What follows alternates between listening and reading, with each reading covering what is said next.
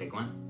Welcome to the first lyric breakdown video for Daphne. I'm breaking down Late today, my very first single. Ooh, very exciting. So I'm going to be talking about the different lyrics and what they mean and what the song's about. So we'll start off with the first verse. I've been thinking it over, couldn't take it back, been drifting closer to the edge of the tracks. I'll talk for ages, you keep gently listening. Same stupid phrases, even with conditioning. So this one's about that feeling you get in relationships sometimes when you're not really sure if you're going to commit to like the next step in it, or if you're going to crash and burn and break up and other horrible things. So it's about thinking over the relationship and not being sure if you're going to make it to the next stage, but hoping that you will. But there's maybe a few issues that you need to properly address before you can move on, which is a pretty scary thing to admit, but that was a bit of my reality at the end of 2021. I've got a bit of a problem with talking about myself a lot because I'm very self-centered, and if you couldn't tell from me being a musician. So I tell the same stories and I'm basically just a huge pain to anyone in my life, but fortunately all my friends put up with it, especially my lovely girlfriend. She somehow manages to put up with all my crap and I appreciate her very much for it. Shout out Ollie, I love you. I've really been trying to focus more on her, and that was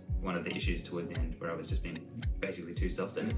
So that leads into the pre, which is kind of the same message where we've got, I forget, never let you speak. I'm never here unless we're talking about me. Come and tell me about your week. I was there with the same apologies. So that bit is about me trying to listen more to her and just make sure that she knows that I think she's incredible and interesting and important to me. Then we get to the chorus, which is, I'm burning you out, you're tired of the cancellations. Could I see you tonight? Just line up the constellations. If it can be arranged, not sure it's something I can change. I thought that we could, but it's getting late. So this was one of the main issues we were having at this point in time when we wrote the song. I was scared to commit a lot of time into the relationship because I spent so much time making music and trying to create as much stuff as I can, being really a terrible person. Jeez, isn't that making me look good? I'd try and haphazardly make plans last minute as a way of filling my spaces with her. Even though it's not super frequent, if we managed to be free on the same night, we'd make sure that we hung out. And maybe being scared that it's a bit late to try and make the changes and put more effort into it. So we had all these issues where I was spending so much time making music and creating. It was really getting in the way, but then I just realized, well, she's like the most perfect person and I'm so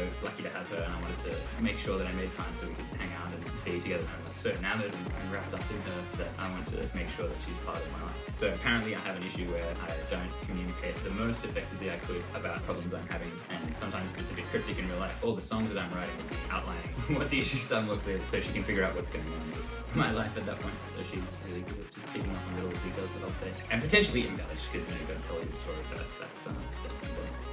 So I wrote this song with my friend Jack, and we had a big talk at the start about how much time music takes up and making time for our partners, because we want to obviously be there and hang out with them, but we also have so much stuff to do and keep on top of, and it's quite tricky to strike that balance as a musician, we found. He told me the story about one of his friends who got engaged. They had to call off the wedding because she said, you'll never be married to me, you'll always be married to your music. That was like a really kind of terrible thing to hear, because it really scared me into being like, oh, I need to make sure that that doesn't happen because music is so important, but so is having a life outside of it and around it, and you don't want to sacrifice relationships because of how much time you spend creating, because what's the point of creating if you don't have any people to share creations with? So I found that quite brutally telling. So verse 2, I've been thinking it over, what it could have been, tried to get to know you, but I just need to do my own things.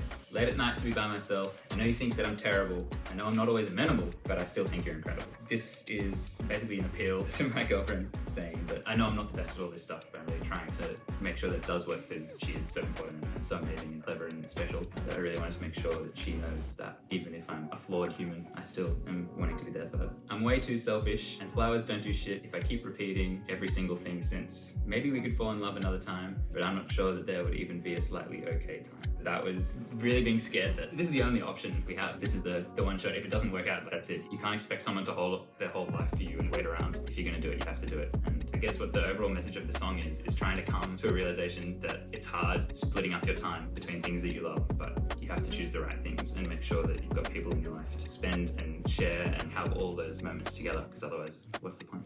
So massive shout out to Jack Howe, absolute legend. He helped come up with lyrical concepts, and it was just really a therapeutic day to work through stupid problems that should just be fixed by being an adult, I guess. And also massive shout out to my beautiful girlfriend for dealing with me and my constant annoyance. Thanks for watching. I appreciate you tuning in. If you want to stay connected, go click the link in my description, and you can scroll down and type in your email address down the bottom. I can keep you updated with all the stuff that I'm doing, and hopefully it won't annoy you with too much content.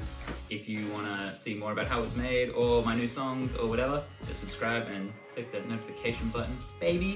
Thanks for being my therapist.